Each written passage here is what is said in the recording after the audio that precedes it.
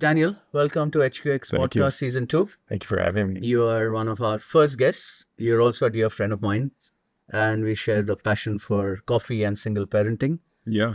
So, and biking and SUVs. Motorcycles and cars and So, from Chicago, Paris, Oroville, Bombay, Mumbai, your journey, if you were to describe in 3 words, what would it be and why? That's a 3 words. Yes, take your time. What best describes your journey? 3 or 4, you could have 3, 4.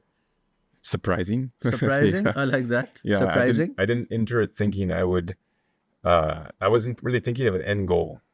Yeah. You know, I entered it just loving, what I was doing and trying to be the best at it and improve every day. Brilliant. And there was a lot of ups and downs, failures and successes on macro level and micro level. And then the surprising elements were that I just kept, improving and growing in that. So that really surprised me. So your first keyword is surprising. Yeah, surprising. Then what would the second word be? It's very gratifying. Lovely. Very gratifying. Lovely. Yeah. Cool. To one, immerse yourself in a skill or a passion. Right. And to see the fruits of your labor manifest. So that's true. The last word would be maybe painful. Painful. It's a painful process to, you have to be able to grind. Absolutely. You have to have some grit, and you have to be able to just push through the hard days, the days that feel like, they're going nowhere, or you're a failure, or, the negative voices. So there's a certain amount of struggle in that. When I first, just started baking bread, for instance. Which year was that? Well, this was probably 20 years ago. Chicago. In Chicago. Oh, wow. No, here in India, actually. I started India. baking bread 20 years ago. So it's just sourcing good wheat. At that time, nothing was available. Which city was this? This was in Pondicherry. Oh, wow. So what I did was I just built a clay oven. Oh, my God. Myself. Yeah. Do you still have it at home? No, I broke that and replaced it with a bigger brick oven. Okay. But it was a cob oven. So I laid down a hearth. And I built a sand dome. Wow. And around that sand dome, I built the clay dome. Would you have a picture of it somewhere? I do. I'll send you. We'll put it on a Yeah, podcast. definitely. So I built a clay dome around that. Then I scooped out all the sand, and then you cure it, you dry it, and you coat it in cob. And it's just a beautiful little oven, very cheap and quick to make. Wow. So I did all of my baking out of that oven. And So your 3 words is SPG. Surprise, patience, grit, gratitude. Maybe. 3 words? No. I said surprise. Was it gratitude? Something like gratitude? Gratitude, yes. And then it's painful. And It's a painful process. Yeah. Okay. And I like this quote by Rumi. It would say, walk and with every step your path appears. That's probably what you did. You kept walking. Yeah, I didn't, a lot of people have these, 5-year plans, 10-year plans. Yeah. Oh, I want to reach this level. It was a day by day, just grind for me. It just, I would come to the table, come to the bench, come to my cafe, start cooking, start baking, whatever it was. And So your first cafe was in Pondicherry? It was in Pondicherry, yeah. Oh. Bread and chocolate. What got you to Pondicherry? From that's a Chicago longer story. That's a longer story. Or maybe, Yeah, but very briefly, my brother and I, at that time, I think I was 19, he was 16, and we just kind of weren't resonating with anything in the States at that time. We kind of wanted to find ourselves. We were a little bit of a lost, lost at that time. And we decided on India. No prior knowledge of India. It was just kind of a pin in just two of you landed up. So no, we actually had to work for 6 months to earn enough in US back home. Yeah, to earn enough money just to pay for the flights, the visas, and then the stay. And we just kind of threw a pin on a map, and India was where we landed. We ended up in Chennai airport, got a taxi to Pondi, and it was daytime, and we were just glued to the windows in complete culture shock. Wow. It's you can't imagine what India looks like to a Midwestern kid from the US. Absolutely. Having never seen anything like it. So it was just 19, wild. All of 19. Yeah, 18, 19. Yeah. My brother Josh was 17. Wow. So just one adventure to another. We got into a bad motorcycle accident because we were, I'd never ridden a bike before. We learned in like one day we get on a bike and obviously, no helmets, nothing, and we crash. And So it just one adventure after another led us to, live here, plant our Wow. roots. And what took you to Paris? When was that? Like, Paris was before that. okay. So at that time, I was apprenticing with a wonderful French chef in Chicago. So he was the sous chef of a restaurant called Le Français, Le Français. kind of like a classic haute cuisine. And he took me under his wing, and then he connected me to a friend of his in Paris and sent me there to learn. So I was just, kind of developing my skills at that time. Wow. So when did you know that you want to be a chef? I would sit at a very young age in front of my mom. A lot of people have, a story similar to this. It's the mom that kind of inspires them. And she had this wooden butcher block table where she would do all of her baking and cooking in the kitchen. And I would sit there and just watch her cook and help her sometimes bake. She would give me a little bit of dough and I would make a small tart or something. And that kind of immersion, that's just sitting there with her, asking her questions and watching her kind of ingrain this, for whatever reason, love of food and baking and the process of, it's almost like magic. If you take bread, for instance, you're taking for a classic sourdough, 3 ingredients: flour, water, and salt. Right. And they look nothing like the final product. Yeah. So it's like alchemy. You're taking these base materials and through the process of fermentation and time, you're transforming them into something radically different from what they started as.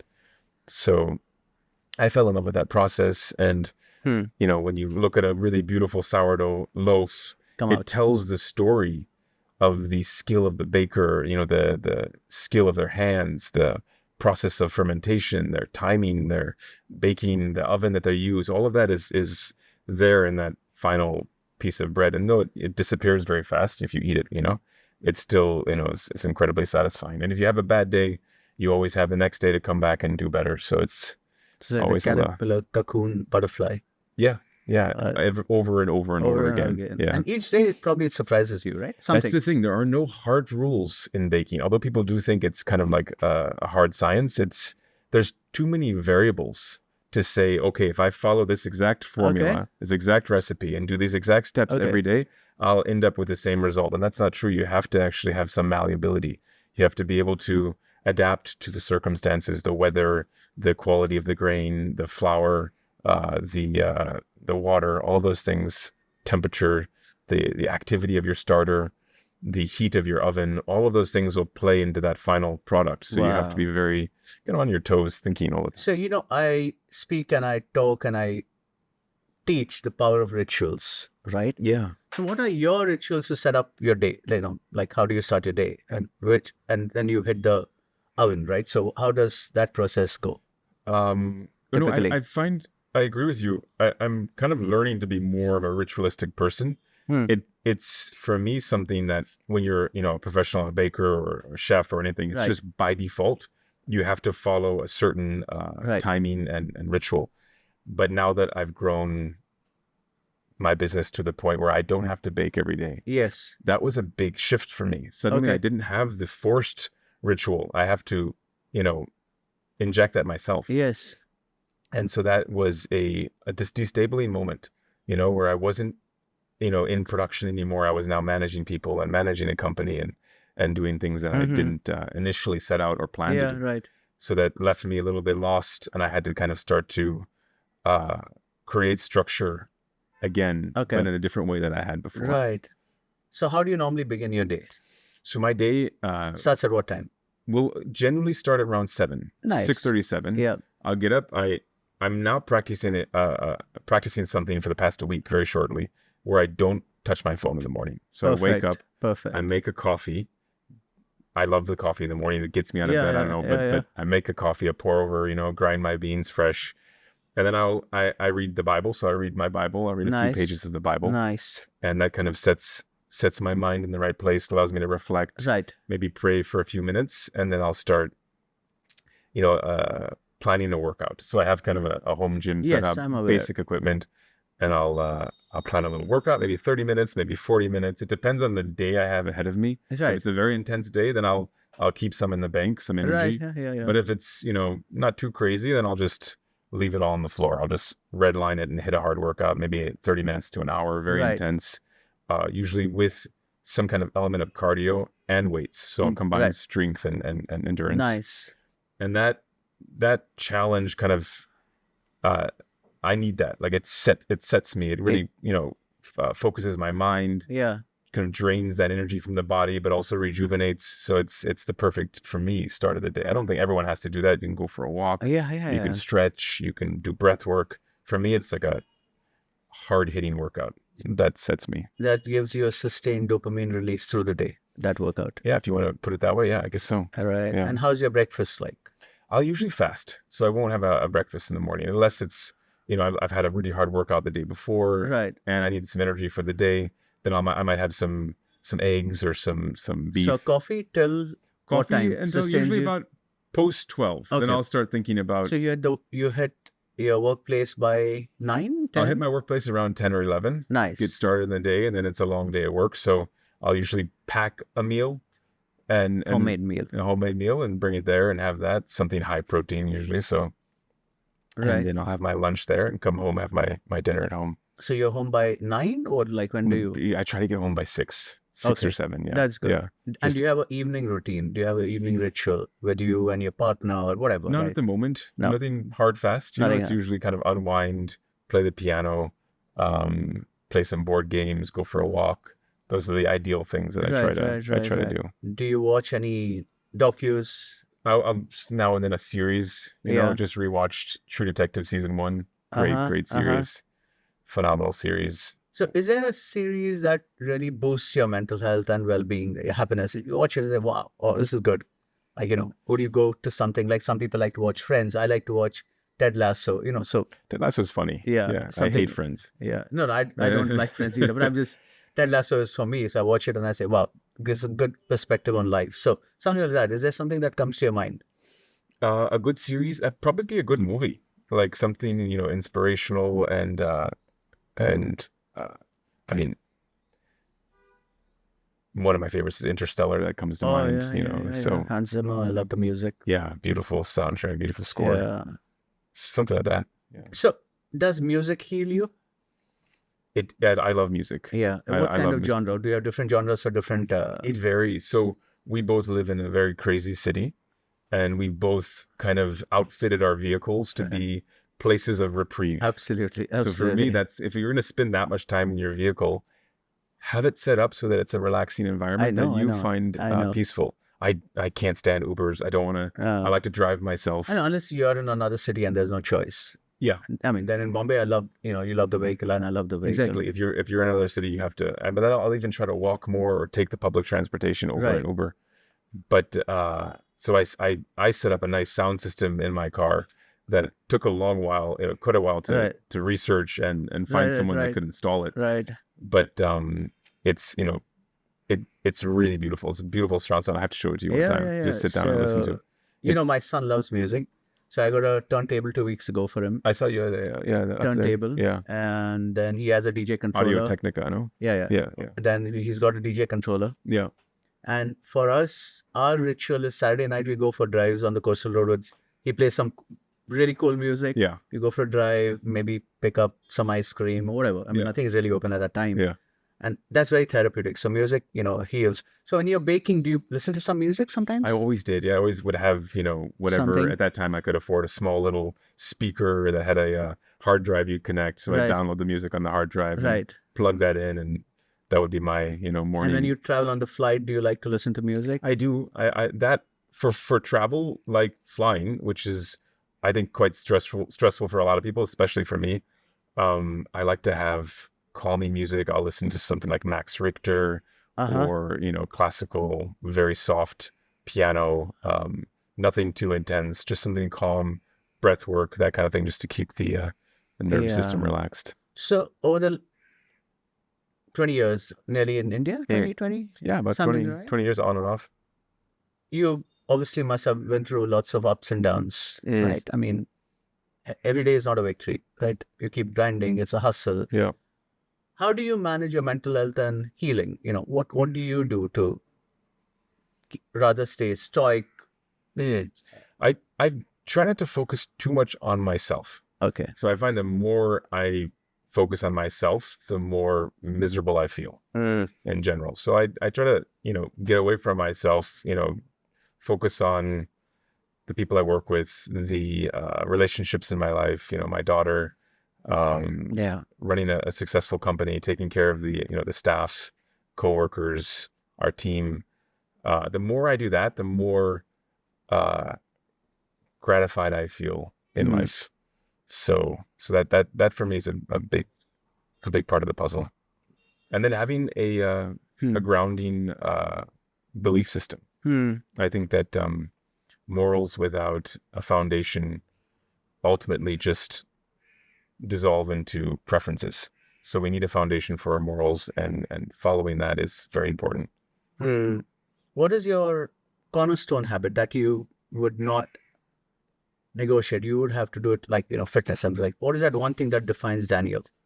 What's your top habit? But it would have to be getting outside, moving outdoors.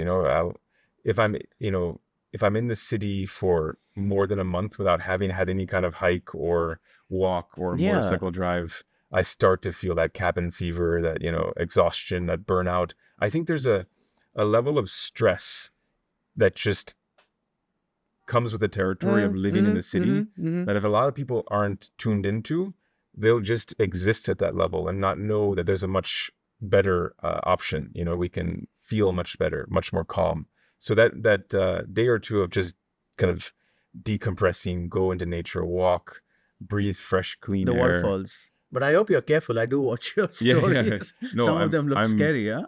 Wildly reckless. You wouldn't want to follow my lead. Whether it's like, super long motorcycle journeys in the rain or hiking very, very... But just two of you, or there's a gang which goes? I always just do it on my own or with my partner. Yeah. And this time we had gone to... Which waterfall was that? That was in La Navla. It's called... It's. Did you discover it or you knew about it? No, I discovered it. So there's a path to Rajmachi Fort from La Navla. And this was called... I forget the name of the falls. Okay. But it looks scary. Well, so the path was actually closed because it was flooded.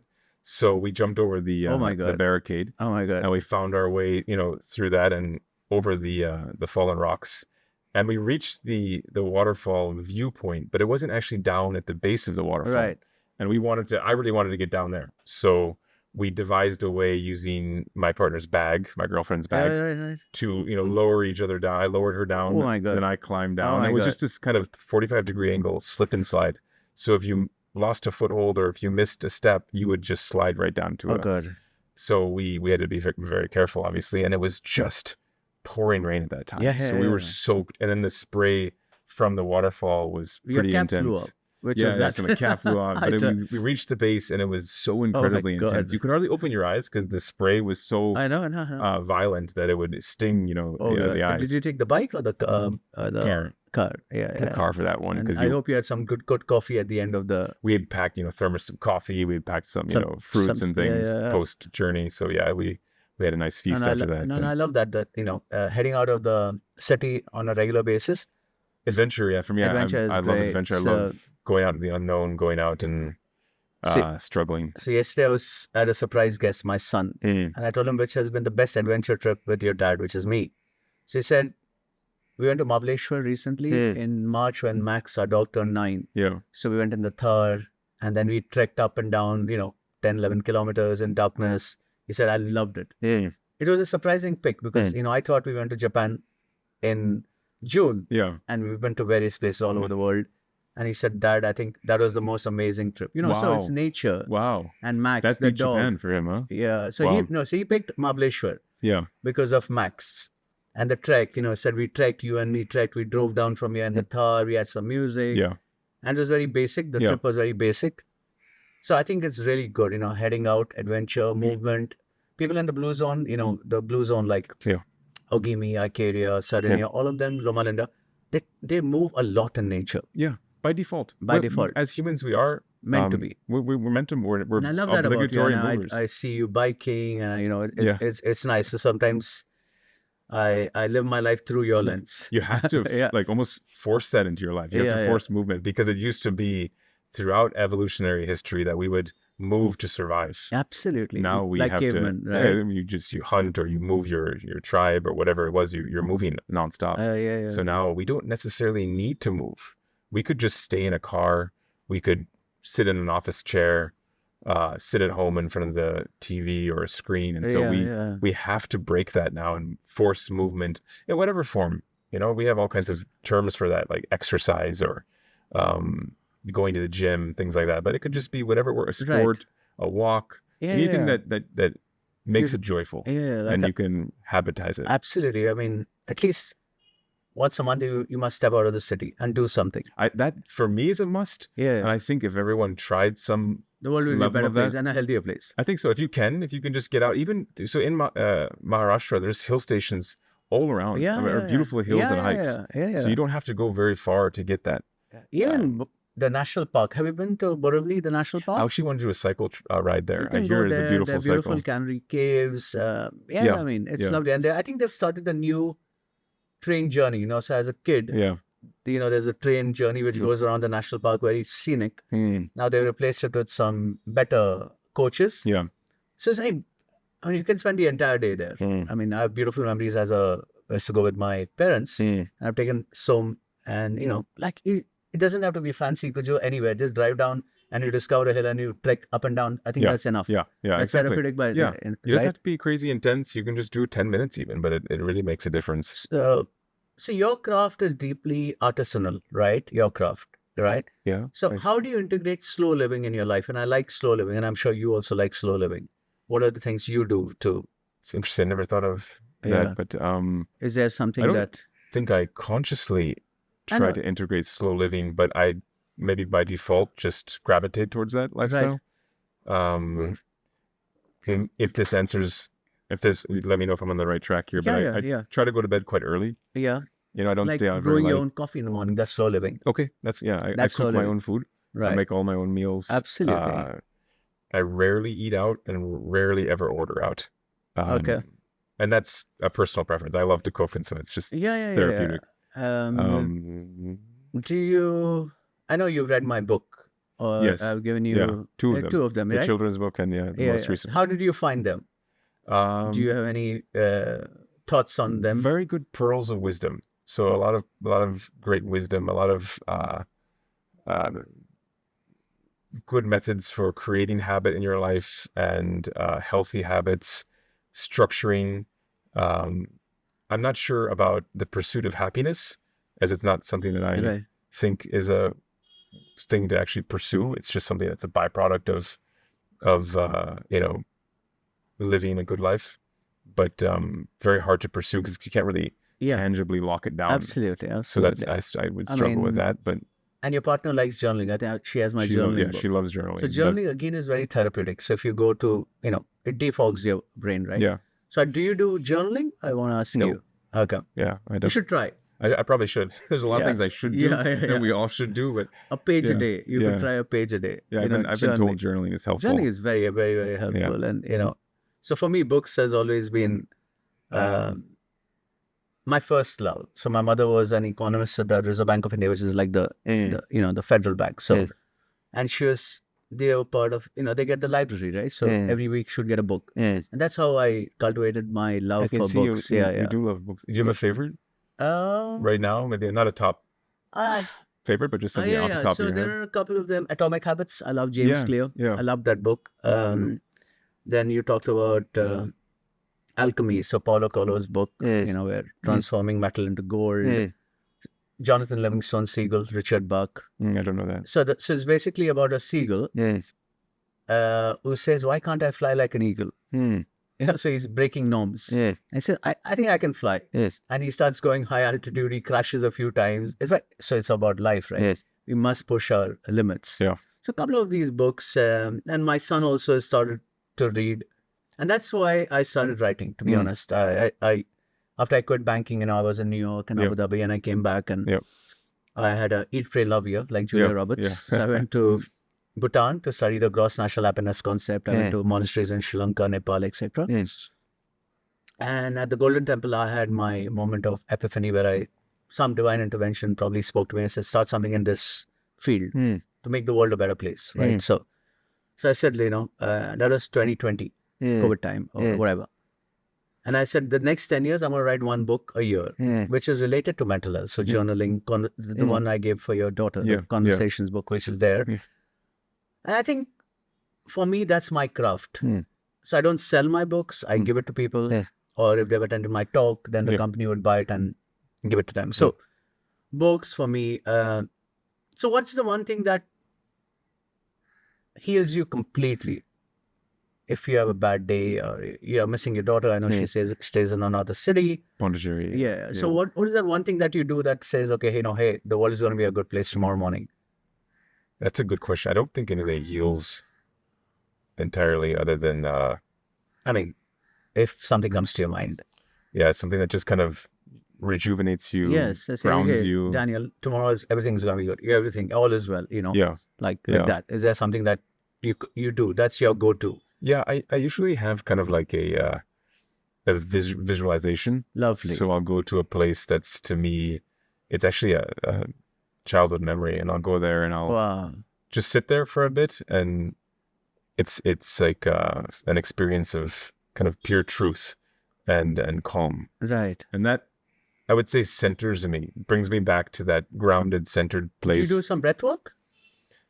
I try to. I don't think I have habitized that, but I try to. I'll do like box breathing. That's the thing I do. I do it 3-4 times a day. Okay. I love box breathing. I do it maybe once or twice a week, but I should try to do it more. Just try to do it 3-4 times a day, a minute a each. So that's how I build up. Once a day, and then I'll build from there.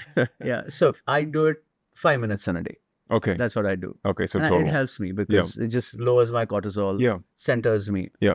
And in all my workshops, I teach that, hey, if you can't do for long, at least do 1 minute a day, like whatever you do. So box breathing really helps. I think it's that, and the visualization helps to kind of ground me. So, What about you? Do you have a... So for the longest time after my divorce, for 7 years, Som was living in another city, which is Pune. I was overseas and I came back. And it used to be very hard, so if I go on the weekend like you would do, and then you leave, that hits you. Yeah. That hits you hard. You spend a day. It's a beautiful day. Yeah, but when you leave, it's... At the airport, I would break down. Yeah, I would always break down. Yeah. Or if I'm driving, I would be weeping for a bit. Yeah. And I think the next day, I knew it was going to be very hard because, that you're not with the person you love. Yeah. Right? Yeah. So in those days, I started then developing things on reading, hitting the gym, meeting a friend for a coffee. So I didn't want to be alone. So do things, which is like probably do some acts of kindness, etc. So I started building that up. And then music, music really helped. And now thankfully he's moved last year, so he lives with me. So I'm not feeling that pain anymore. Yeah. But next year he'll probably go to university. He's in grade 12. Yeah. So I'm thinking like, okay, that's going to be tough all over again, but it's fine. I'm just living in the moment, right? I mean, you don't know about tomorrow. Nothing can prepare you for fatherhood, no? The connection you have with your child is like nothing else. There's no manual. There's no manual. You're not born with any manual. You make so many mistakes and you... but yeah, it breaks your heart. How do you manage parenting, single parenting? Like, I mean, you are, and so am I. So what's your few things that helps you connect with your daughter? Genuine connection. That means, prioritizing communication every day. We actually just, at the beginning of the year, we went to the States. I know. We flew there, and that was grandparents. For about 6 weeks we were gone. Wow. So we had the most fun time. We flew to London. We spent a day in London. We got stuck in London, actually. We tried to go out and explore the city, but it was freezing cold and we weren't dressed for the weather. So we ran back to the hotel and we ended up just watching Stranger Things, like the whole season of the whole first season of Stranger Things. And the first season. Yeah, she was loving that. She had so much fun. Oh, wow. And then we caught our flight to the States, and it was for me an opportunity to really just protect her, show her that I could be that, person she can rely on fully, because it's always, her mother's always been there to kind of take that role. She's 14 now? She's 13. 13, wow. And so it was a really powerful moment for the two of us to bond in that way. Wow. And she could feel safe, and I could learn about her. I could and she could learn about me, and we could, grow. So she likes Stranger Things. She loves Stranger Things. So there's a very funny. So at the JFK airport, 2017. Yeah. And the security, there was this girl listening to some music, and I love music, and she was kind of in a nice place. I just happened to ask her, "What are you listening to?" So she was listening to classical. So we started talking for 15 minutes in the security queue. Then she said, "I'm an actress. Whatever. I'm getting into Broadway, and I'm going to Atlanta. We're shooting some series now." Yes. So I said, "Okay." I said, "Okay, what's your Insta? Maybe I'll see your work." Yeah. So she typed in her Insta, and then I had to go to the lounge to wait for my flight to Abu Dhabi, and she had to go to Atlanta. I opened the lounge. She was Maya Hawke. Ethan Hawke's daughter. She was Stranger Things, wow, coming in season 2. Of course. Yeah. I said, "Oh God." Wow. I was chatting. I had no idea who she was. Yeah. And then she came into Stranger Things season 2. Yeah. That's so wild. Uma Thurman and Maya, Of course. Yeah. Crazy. You're like, oh wow. Wow. And we just had the most simple conversation. Yeah. And so you must tell your daughter that I'm a big fan of Ethan Hawke. I think he's a great actor. I know Uma Thurman also. Uma Thurman, not as much as Ethan Hawke, but yeah. No, I like Ethan Hawke. I like the way he's not really acting nowadays. He was in a couple of movies recently. Yeah, but not like so much. Yeah. I guess he could do a little more. Gattaca was a great one if you ever saw Gattaca. Yeah. Sci-fi. I like that. So what's your manual for parenting? I mean, is there a few things that you do with her regular basis? You video call her every day. Is it more like a friend? What's your style of parenting with her? Well, first of all, you're always learning. You're always growing. Yeah. It's, if nurtured, I believe one of the most profound relationships a person can have in their life is with their children. And that's something that lasts, not only for your life, but theirs and then generations forward. So it's something that I think needs to be taken with a great deal of seriousness. And I don't think I have really a manual for parenting. It's honesty, just, I don't think I'm a very authoritarian kind of parent. I'm pretty, in some ways that maybe there's a flaw in not being, very strict. Your child can take advantage of that. I'm constantly learning and evolving. So I wouldn't say I have the. So the mom is the stricter one? She's definitely the stricter one. And the rule enforcer. And you need that. I mean, I think children are constantly pushing boundaries as far as they go, looking for that resistance. We want some we want boundaries. We want resistance, especially as we're developing at that young age. So towing that line between being a strong parent, but also a very warm, loving, compassionate, safe, space for your child is not easy all the time. So it's definitely not. And also admitting when you make a mistake. Like I'll come to my daughter and say, "Listen, that wasn't right what I did there, and I'm very sorry. And that's not the standard that I hold for myself. And I want you to know that I will strive never to do that again and to be a better parent." And that vulnerability, that honesty goes a long ways. I think it's important for them to see you fail, admit it, and improve. They see that path, and then they themselves start to adopt that in their own lives. Do you have dad jokes with her? She loves all kinds of humor. So I used to tell she would tell me dad jokes, and I would tell her dad jokes. She loves. I don't have anything else top of my head right now. No. But do you use a lot of humor to relate to her? Very much so. We're very silly together. We're just very, very silly all the time. She didn't, for the longest time, she never called me dad or papa. What did she call you? She would you? make up nicknames. So what did she call you? Now she calls me Mains. So I think it's just a name that kind of resonates with her when she sees me. So she just calls me Mains. Now and then I'll hear her call me dad, but it's very rare. Does she say "I love you" every day to you?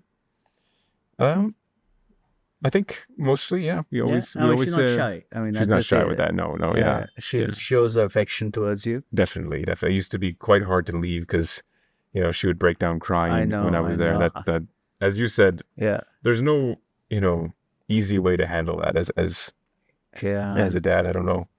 So yeah, I was in a very similar and still in a very similar place. I know, as you are. I know. It's. I think it's very tough parenting. As a father, people don't realize it actually. No.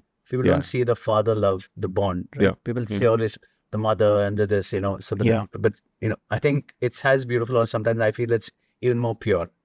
There aren't a lot of resources too, to guide you. When she was born, it was a very tough labor, a very tough birth. But the first thing I did is I took my shirt off and I put her against my chest, skin to skin contact. Wow. And we were very, very close. And part of what I wanted to do with her was to practice a lot of in-arms parenting. Wow. So a lot of bonding. So she co-slept with us. She was always on my back or on my chest. And we never had one of these buckets to put your baby in. We always had her on us. And nice. I would be cycling and she'd be on my back and she'd just be sleeping, and she still remembers all of those things. How beautiful. Carrying her through the forest. And what happens is, I found, is the child becomes very in tune with your energy. So as I was, moving with her a lot and growing tired, she also would become fatigued. And by the end of the day, she was completely asleep. We never had an issue with sleep because she would sleep through the night every night. And a lot of parents, I think, struggle with their children waking up a lot, and that's unique to every child, but in our case it wasn't such a challenge. The thing you speak about touch is beautiful. So for the longest time, because he was in another place, we would sleep and he would reach out his leg and just touch me while sleeping. That was the security. most beautiful. Like he's fast asleep, but he's searching for my leg. He's just touching it, and I think that was where in human history, evolutionary history, have we ever separated a child from their parents? When did we ever put them in another room or another bed far away? That would risk, endangering the child to a wild animal or something. That would never, ever be the case. Absolutely. And so it's a modern invention that I think is ultimately harmful. Yeah, it is. So now he has his own room here. Obviously, now he has his own room. He's a teenager. But he's now 16. It has to end at some point. But I think last week I was really tired, and I said, "So why don't you sleep in my room?" I said, "Okay, Dad. Are you not feeling well?" I said, "I'm not I'm just feeling a bit tired. It'd be nice if you sleep. We have a large king size bed."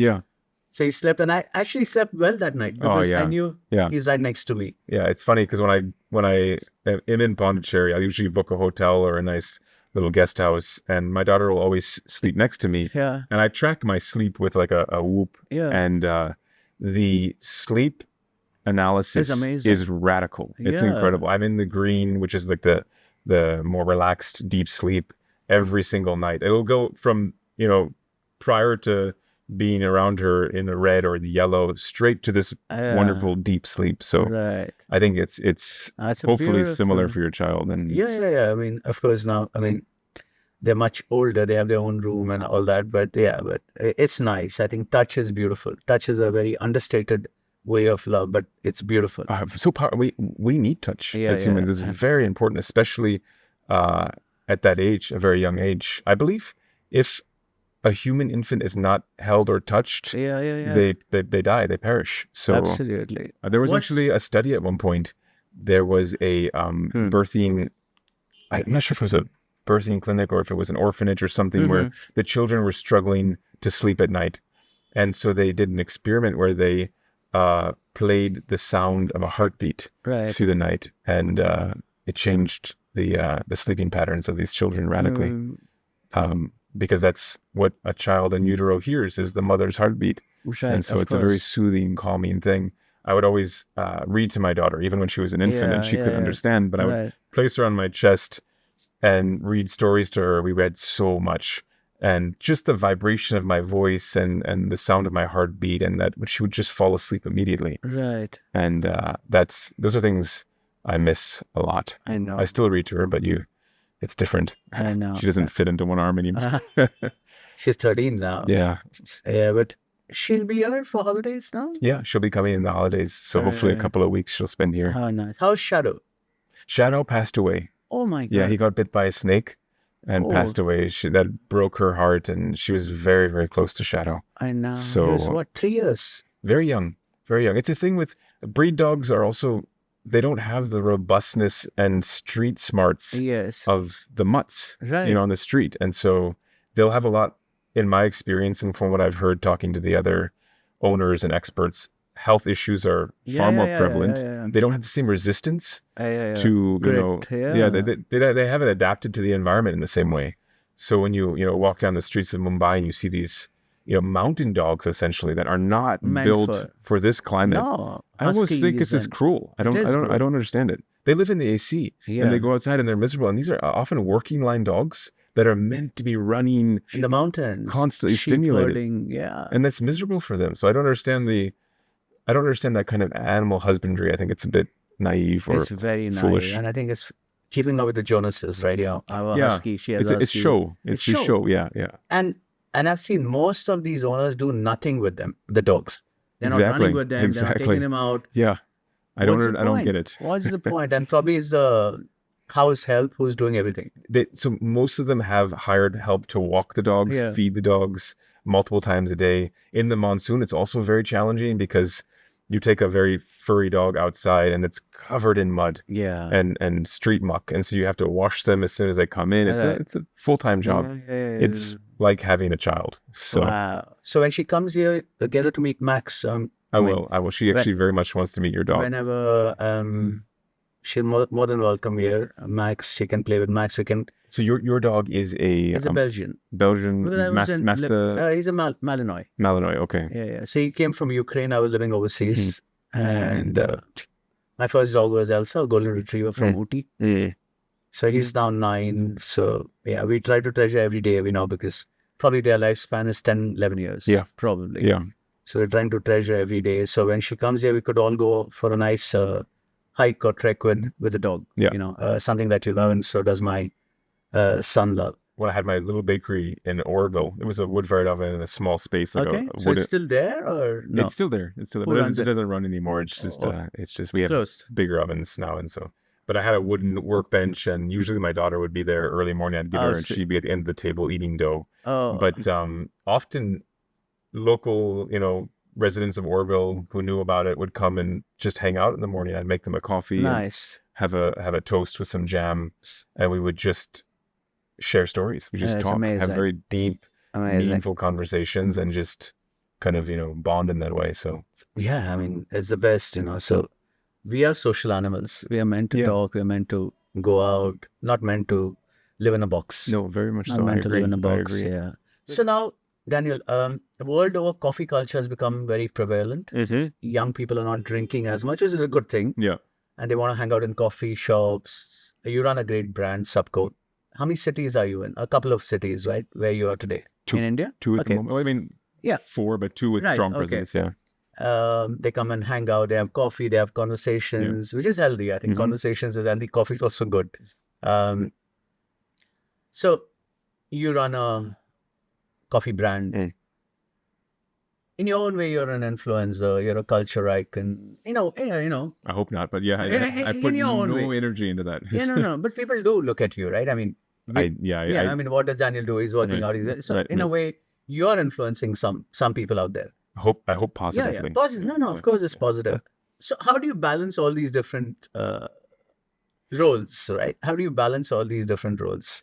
There's something about how you're perceived and how you actually feel about yourself. Right. It doesn't always line up. Right. So, I consider myself very, simple. I don't, have a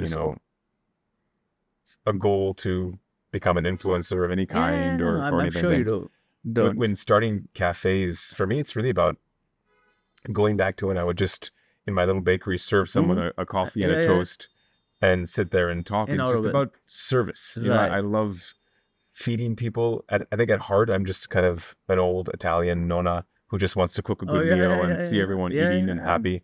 So that's what a cafe is to me. It's a place where I can cook and take care of people. Do you still manage to serve some customers? Anytime I can. If I Anytime. can jump in and help with an order, or Oh, nice. if someone isn't quite sure what they want, I'll make them something. And for me, it's really about a gift. Right. Don't charge someone, just give it to them for free. Let them have a nice experience. And so whenever I can, I do that. I'm not, I would say, necessarily business minded Yeah. by naturally business minded. So it's more just about, going back to when I would just make someone a coffee and a toast with some homemade jam Right. in my bakery. I certainly wasn't charging them for that. And I like I love that. I would often give my bread away for free. Oh, Now that doesn't work when you're surviving, but I think I must come. at that time I think I was living off somewhere around 10,000 rupees a month. Oh, And so Yeah. it was definitely, you know, hard so to get by, but never really thought about that, you know. Mm. My daughter was so young, I was really engrossed in he, raising her. I never felt like I was missing anything. you must have heard of Jiro Ono, the Japanese chef. He's 99 years Yeah, old. the sushi chef. Yeah, Yeah, yeah, of course. yeah. So he says someone asked him, why don't you retire? Yeah. So why should I retire? I love doing what I do. You know, so I go to the fish market at 4 a.m. and I pick up the fish and I would like to serve my customers a 10-seater. It's in a Subway. A similar thing, right? Yeah. You know, I mean, serving people. what does that mean, retire? You're just stopping one thing, you have to do something. So you're stopping one thing to do another thing. And he's 99, so it's, I'm sure you feel similar when, as and when time permits, you probably serve a customer a coffee, right? And whatever, right? You just jump in and genuinely love to do that. Right? I love to cook for people. do they ever know that you are the co-owner?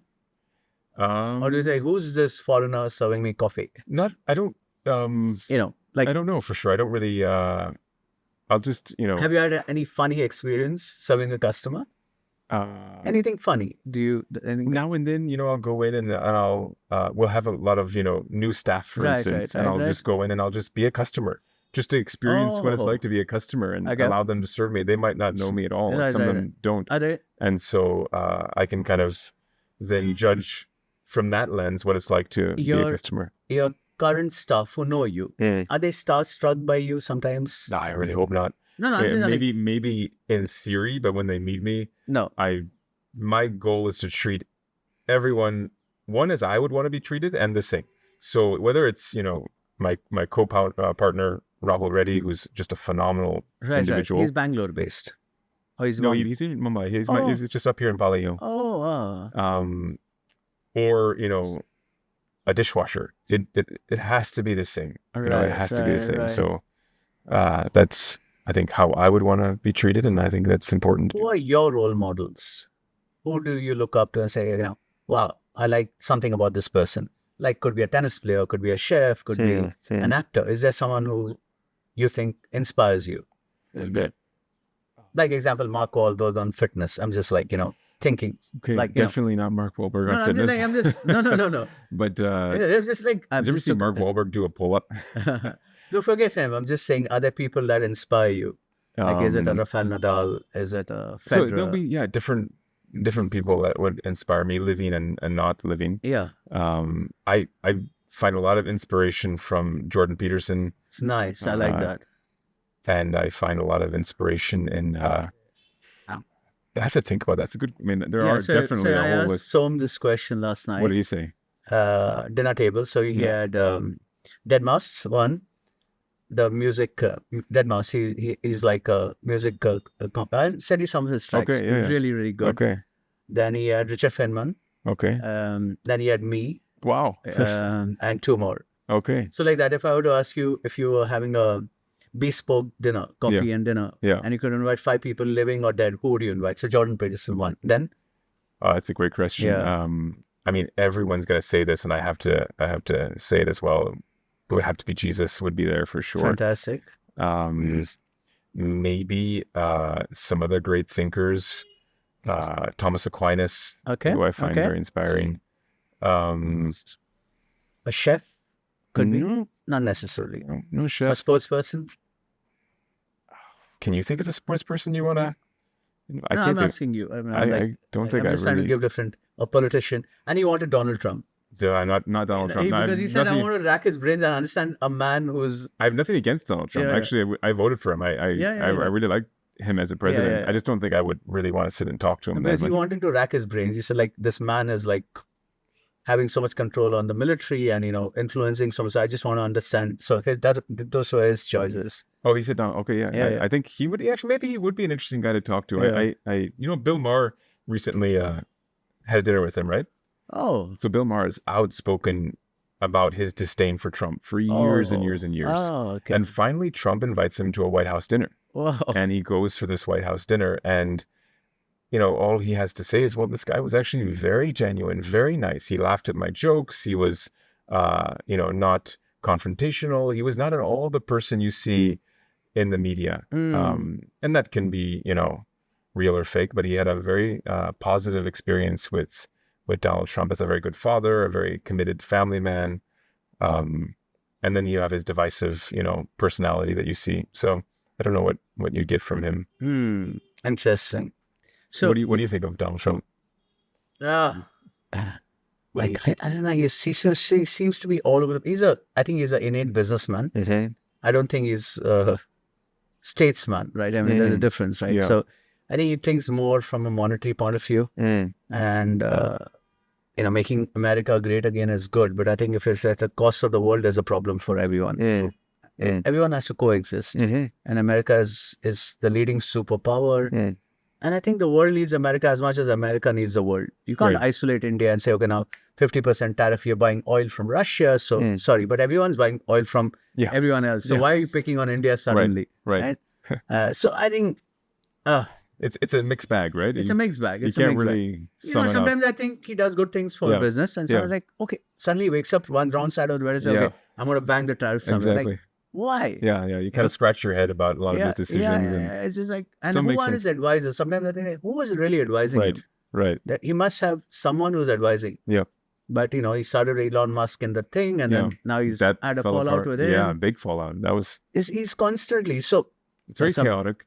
So there's a certain amount of refreshing honesty in his, communication style. Right. I think you mentioned statesman, but I think that sometimes people are fatigued with that very presidential way of speaking that's a little bit removed from reality and doesn't feel very familiar. So there is something refreshing in the way he communicates, but it certainly could be improved on for sure. I know. So, there was this popular series called Coffee with Karan. I don't know if you've ever seen it. Okay. So he has this couch where things manifest and all. So now that you're here, I hope we could do a book together on coffee. Coffee and happiness. So I talk about happiness and mental health. Huh? I don't write books. No, but I can write it for a joint book with Subko. That's what I meant. We never made a book. Yeah. So capturing Subko's story and coffee, how coffee fuels happiness and mental health. I've always thought about the first book I'd write would be, but would I write a cookbook? I don't know.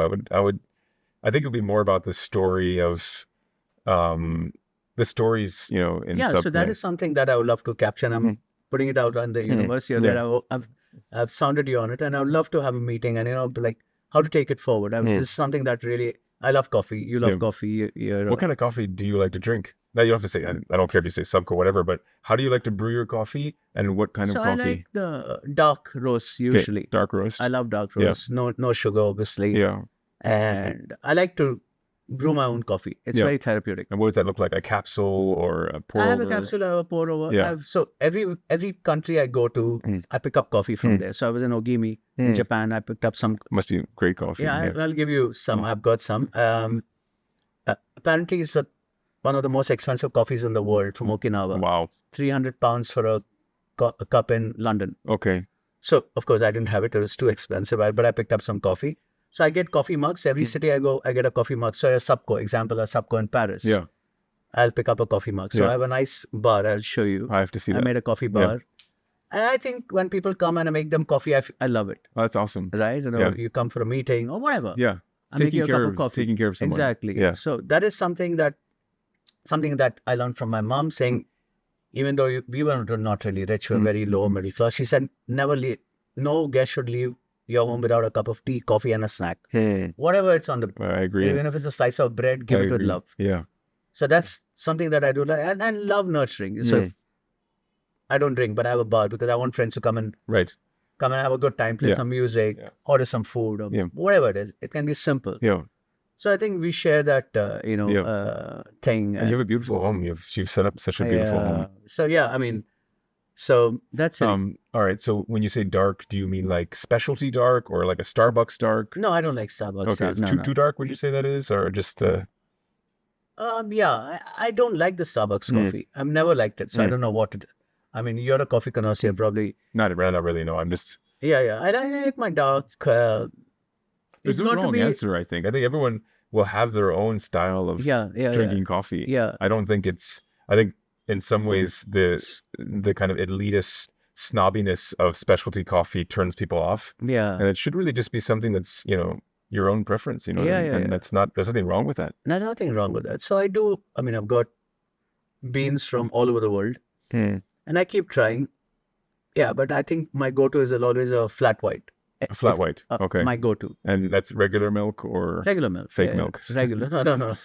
I'm not one of those Hamptons guys. Right. There's some cafes that by default only serve and I oat said, milk. why? Yeah, You have to ask for regular milk. Just please. They always ask. And I think it's a Bandra thing also now. I don't know. It's a snobbish thing. Yeah. Everyone says, sir, you want almond milk? I say, no, I just want the normal milk. Just give me normal milk, right? And they look at you like something's wrong with you. And like, okay. So, no. So coffee is good. So in summary, if I were to ask you, you're an entrepreneur, father, different things. What's your few pearls of wisdom for people out there to live life, to hustle, to innovate, to be patient, to have gratitude? First of all, I would consider myself no, authority in giving people advice. No, but say, what's your legacy? What are you going to leave behind? Say, okay, this is what the words I would describe Daniel by. I would hope trustworthy, genuine, honest. Yeah. And something else that I have to think about. Maybe passionate or not. Passionate isn't really. Mm-hmm. No, passion is good. Passion is good. I learned recently the root of passion. I think I don't know if it's Greek, but the root meaning is suffering. Yeah. Suffering. Yeah. I mean, I think suffering is important. If you had everything on a platter, what's the point of life? Right. Everything. You get a car, you get a part of life. Everything. It's a part of life. Yeah, you have to. I think we chase often, and I've been thinking about this lately. I haven't quite, locked it down, but we chase feeling good, being perfect, getting everything right. No. That's not really life, staying young as long as possible. No. Looking good, having the right, things. But is that really where we find meaning in life? No, I don't think so. No. I don't think so. It's yeah. Do you practice minimalism? I would like to more. Yeah. I don't. I think about that a lot. Coming from having very little all my life to now, not really having a lot, but just being a little bit more at ease, with that kind of. The first thing I ever bought was my bike. That was really expensive. I was so nervous to get that, and I just thought, wow. But I started to kind of at a point chase things, and I think I started to think about whatever it is we sacrifice for, whatever we pursue becomes our God. Right. And so be careful what you sacrifice for. Be careful what it is you focus your goals on and your attention, because that will become, I guess, God, for lack of a better word. So you're deeply religious or deeply spiritual? I try to be whatever that means. I don't know, that word spiritual is a bit maybe overused. Right. That term, but religious is good. Religion, I would say. Yeah. Excellent. What do you think about that? I don't follow a particular God, but I believe in being a good human being. That's really what it is. But what does that mean? Because that could be interpreted so many ways. For me? By anyone. If we all just said, okay, let's, like the humanist. Yeah, so being kind, being compassionate, looking after the animals, not being materialistic, giving. I think giving. For me, this year, I've adopted a philosophy that every day of my life, I give away one thing from my life. Every day. Could be a t-shirt, could be a cup of coffee. Every day I look forward at what am I giving out of my life. So I think that's what I'm trying to now deeply integrate. I was very touched when you came to my door for my birthday and gave me the book, a gift. Yeah, it was very, very kind. I think if it can be anything, be kind, right? These are small gestures. You probably remember me more, that, okay, he came to my doorstep and he gave me something so I think when I first moved here, I think on the first or second day, came over with your son. Yeah, to say introduced hello. yourself, said hello. That was the only neighbor that did that. Yeah. I think that's really what humanity is about, being kindness and looking after each other. So for me, I meditate, I'm spiritual. Of course, I go to a temple. I'm a Hindu, but I could go to a mosque. I go to Mount Mary every Wednesday and I pray there. So for me, it's just the pursuit of being a good human being. And that's what I ingrained with my son. Just be a good human being. That's it. You don't have to necessarily shout out your religion on the rooftop. Right. Yeah, but just be a good human being and display every action, Yeah. every word you write, everything you say must align with the values. I mean, that's really what it is for me. I mean, I want to be a kind person. I want to be deeply in gratitude for the life I have. Yes. Right? I mean, Yeah. all of us are Yeah. in a good space now. We're not struggling like 20 years, 30 years ago. Right. But are we giving back? So the gratitude must be there, kindness must be there. And being genuine, I think being genuine, that's very important. Yeah. I'm not calling you here because I'm looking at some eyeballs. No, Right. I'm just calling you. I called you last time and you couldn't come. Yeah. I'm just calling you because I'm deeply interested in knowing about you, right? About your life. And I admire some of the qualities you have. We share a few things in common. And that's really what life is about. Yes. You know, a day well spent. You know, like Kobe Bryant would say, did you do something good today? Did you make the world a better place? And I ask myself that all the time. Am I making the world a better place with my craft? Otherwise, I'm taking someone else's space. And is my son inspired by what his dad does? Or is my mother saying, okay, my son is doing something which benefits society? So these are some of the things which is my religion, probably. Yeah. Just to give you a flavor on that. Yeah. That's excellent. Thank you. Yeah, that's what it is. So thank you so much for Thank this. you. It's a good place to close. I saw you in a new light. Okay. The Nice. conversation, right? Yeah. Because I don't think maybe you also didn't have this kind of conversation, which is sometimes deep, reflective. So for me, I learned a lot in this journey, and I hope you enjoyed Very much being so. here. Yeah. And we will move on with life and become wiser, and hopefully do some things together on the book. At the very least, more podcasts. Sorry? More podcasts. Yeah, podcast. I love we it, can- and we must. When your daughter is here, we must take a trip together with my son and the dog, and let's go I'll trekking, take you hiking. some nice hiking Yeah, grounds. We definitely should do that. And I think we could take my son in your He'll like The the new sound music system. system. I have to so show whenever you. we have the time, Yeah, that was a small drive. We'll do a small drive. yeah. So we can do that, and and you and your partner, as I said, you're most welcome to the studio anytime you want to come and read and journal. The door is always That's so open. kind. You're very, very kind. Always open. You can come and we'll definitely do some stuff. Thank you so much, Daniel.